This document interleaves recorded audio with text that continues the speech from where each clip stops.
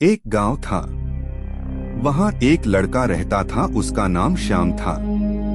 श्याम एक गरीब परिवार से था। बचपन उसका खेलते कूदते बीत गया। श्याम जब थोड़ा बड़ा हुआ तो हवाई स्कूल जाने लगा। पढ़ने में श्याम अच्छा था। सरकारी स्कूल में जितना वह पढ़ सकता था वह पढ़ चुका था। श्याम अब शहर जाना चाहता था। पढ़ाई के लिए श्याम ने अपने पिता से कहा, मैं शहर जाना चाहता हूँ पिताजी, पढ़ लिख कर एक बड़ा इंसान बनना चाहता हूँ। आपका माँ का नाम रोशन करना चाहता हूँ। पिताजी ने कहा, देखो बेटा, हमारी गरीबी इतनी है कि हम तुम्हें शहर नहीं भेज सकते, लेकिन तुम्हारा सपना है तो हम उस सपने को टूटने नहीं देंगे। एक काम करो, हम लोग अपनी जमीन भी गिरवी रख देते हैं, पढ़कर उधार के पैसे वापस लौटा लेना और वह वापस जमीन ले लेना। श्याम इस बात से मान गया। जमीन गिरवी रखकर जो पैसे मिले, श्याम उस पैसे को लेकर शहर चला गया। अगली सुबह एक बड़े से कॉलेज में एडमिशन लिया। 2 दिन के बाद उसे क्लास ज्वाइन करना था। दूसरे दिन सुबह उठकर फ्रेश होकर एक पुराना शर्ट और जीन्स पहनकर कॉलेज की ओर चल पड़ा। सभी बच्चे क्लास में आए, टीचर आए। श्याम आखिरी शीट में बैठा हुआ था। वह बाकी बच्चों को देखकर दंग रह गया। सब लोग अच्छे कपड़े पहने हुए थे। उनका रहन-सहन श्याम से बिल्कुल अलग था। श्याम यह सब देखकर उदास हो गया। टीचर ने कहा, सब अपना अपना परिचय दो। जब श्याम की बारी थी बोलने की तो टीचर ने कहा, तुम कहाँ से आए हो, किस तरह के कपड़े पहने हो। तब सब उस पर हंसने लगे। सब श्याम का मजाक उड़ाने लगे। गांव का है, गवार है। यह सब सुनकर श्याम डर सा गया था।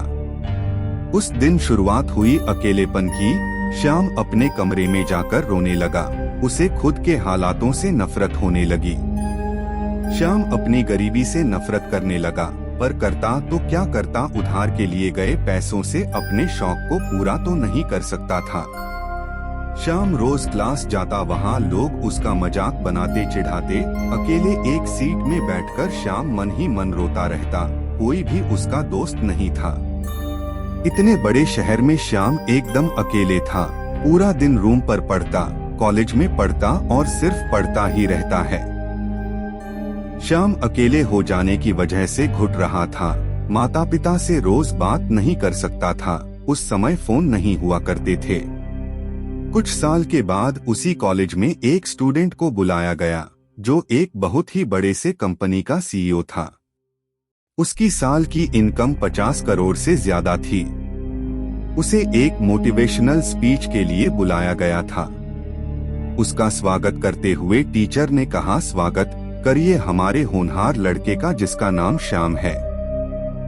श्याम बड़े गर्व से चलकर स्टेज पर आया। उसने स्पीच के पहले कहा कि मैं यह नहीं बताऊंगा क्या पढ़ना है, कैसे पहना है, बल्कि आज मैं आप लोगों को बताऊंगा कि आप मानसिक रूप से कैसे मजबूत हो सकते हैं और अपने जीवन में सफल हो सकते हैं। श्याम ने अपने बीते हुए पलों को बताया। श्याम ने कहा, मैं तब अकेले हो गया जब मेरा अंदर का दोस्त ने साथ छोड़ दिया। अगर आपके अंदर का दोस्त आपके साथ है तो आप कभी भी अकेले नहीं हो सकते।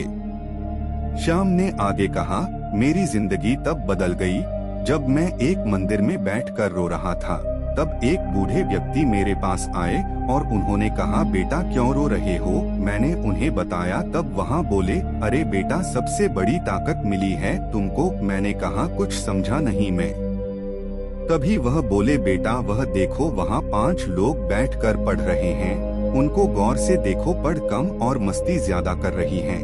पर वही तुम अकेले बैठकर पढ़ रहे हो तो तुम्हारी क्षमता उनसे कई ज्यादा है। तुम्हारा ध्यान उनसे ज्यादा मजबूत है। हर कोई अकेले नहीं रह सकता। यह एक ऐसी शक्ति है जिसका उपयोग करके आप महान व्यक्ति बन सकते हैं। तुम्हें तुम्हारे हालातों ने दिया है अकेलापन, उसका फायदा उठाओ, रो मत। यह एक हथियार है जिसके प्रयोग से तुम अपने सपनों को अपना बना सकते हो। यह कठिन है, मैं मानता हूँ, पर यही है जो तुम्हें भटकने से रोक पाएगा। हम पूरी जिंदगी ना जाने कितनों के साथ रहे हैं और सुकून इसी उम्र में मिल रहा है। जब हम अकेले होते हैं, हम खुद को जान पाते हैं, अपनी शक्तियों को पहचान पाते हैं। इसलिए तुम अपने लक्ष्य की ओर मेहनत करते रहो।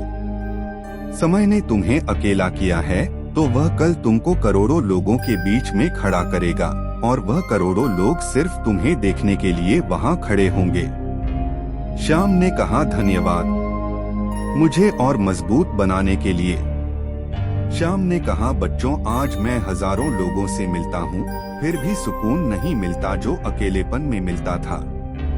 इसलिए दोस्त बनाओ या ना बनाओ, पर अकेले रहना सीख लो। यकीन मानो वही असली खुशी है।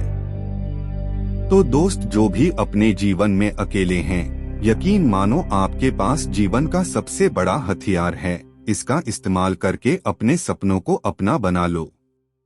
अकेलापन एक हथियार है जीवन का। अगर आप इससे चाहो तो अपनी जिंदगी के सपनों को पूरा करके अपनी जिंदगी बेहतर बना लो, या फिर अकेलेपन में घुट घुट कर बर्बाद हो जाओ और दुनिया में उपहास का पात्र बन जाओ।